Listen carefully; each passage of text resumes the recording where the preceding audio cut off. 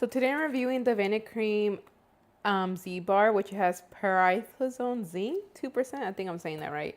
So it helps with dermatitis and anti-dandruff medicated cleansing bar, free of dyes, fragrances, masking fragrance, inulin,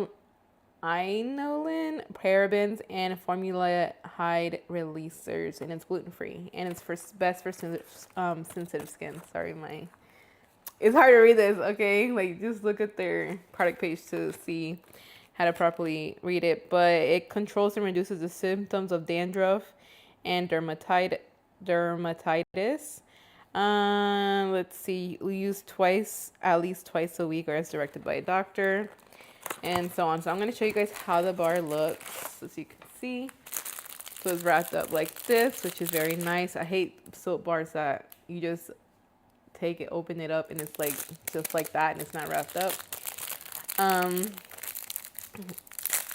gonna see if it has no smells like they claim and all that, because I'm very sensitive to fragrances, and I currently do have dandruff, so I wanted to see how this helps.